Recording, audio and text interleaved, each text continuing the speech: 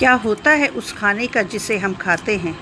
हमारी बॉडी उस खाने से को जलाकर या यूज़ करके एनर्जी प्रोड्यूस करती है,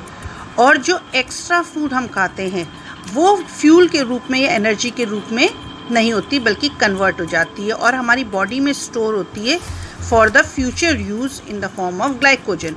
6 घंटे की जब हम फास्टिंग व्रत लेते हैं तो हमारे ब्लड का ग्लूकोज लेवल डिक्रीज होना शुरू कर देता है। लिवर ब्रेक डाउन करता है उस ग्लाइकोजन का, जिससे वो कन्वर्ट हो जाए ग्लूकोज में, और 24 आवर्स की कंटिन्यूस व्रत लेने से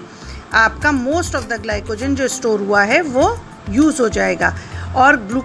ग्लाइकोजन जब डिप्लीट हो जाएगा तो body will start using the fat and the protein to produce the energy. इस वजह से फैट जो है वो प्राइमरी सोर्स बन जाता है एनर्जी का इंस्टेड ऑफ द शुगर, जो हेल्प करता है वेट लॉस करने में और इंक्रीज करता है इंसुलिन सेंसिटिविटी, क्योंकि बॉडी फीडबैक मैकेनिज्म में काम करती है। इंटरमिटेंट फास्टिंग मीन्स आज फास्ट लिया, कल नहीं लिया, परसों फिर ले लिया, ऐसे करके जब आप लेते हैं, या एक दिन कम खाया दूसरे दिन नॉर्मल डाइट खा ली। कुछ लोग ऐसे होते हैं जो 16 घंटे तक कुछ भी नहीं खाते, फिर उसके बाद 8 घंटे में बाकी की कैलोरी वैल्यूज़ लेते हैं, जिससे कि जितनी भी आपकी में एक्स्ट्रा बन चुकी हैं वो सारी की सारी कंज्यूम हो जाएं। तो ये हेल्प करता है वेट लॉस करने के लिए जल्दी से जल्दी, और आपको फिजियोलॉजिकली ईजियर करता है कि आप एक किसी पर्टिकुलर डाइट पे स्टिक करके रह सके। एनिमल्स पे जब इसकी इंटरमिटेंट फास्टिंग की स्टडीज़ की गई तो ये पाया गया कि शॉर्ट टर्म रिपीटेड फास्टिंग जब करते हैं हम बार बार तो उसमें फीमेल माइस की लाइफ स्पैन बढ़ गई, उनकी ब्रेन फंक्शंस बूस्ट अप हो गया, क्योंकि ब्रेन का हार्मोन रिलीज़ हो रहा है BDNF, और वो एक्टिवेट कर रहा है स्टेम सेल्स को कन्वर्ट करने में। उससे न्यूरल हेल्थ भी बढ़िया हो गई है, जो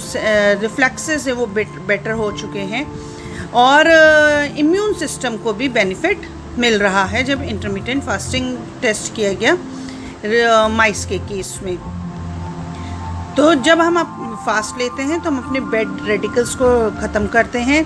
इन्फ्लेमेटरी कंडीशंस जो बॉडी में हैं और कैंसर सेल्स हैं उनको स्टार ऑफ कर देते हैं, तो उनकी ग्रोथ कम हो जाती है।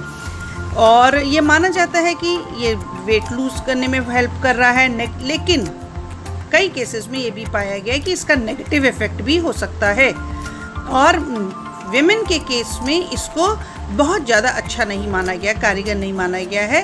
और क्योंकि ये एक तो फीमेल फर्टिलिटी पे असर कर देता है, उनके जो हार्मोनल रिलीज़ वगैरह हैं, और दूसरी बॉडी में ग्लूकोज टॉलरेंस कम कर देता है, जिसकी वजह से ज़रा सा भी खाया तो एकदम पेट भरना, और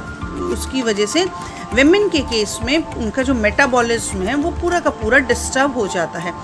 जिन लोगों को ईटिंग डिसऑर्डर से जैसे गुस्सा आया तो बहुत खा लिया, या बिल्कुल ही खाना वगैरह नहीं खाया,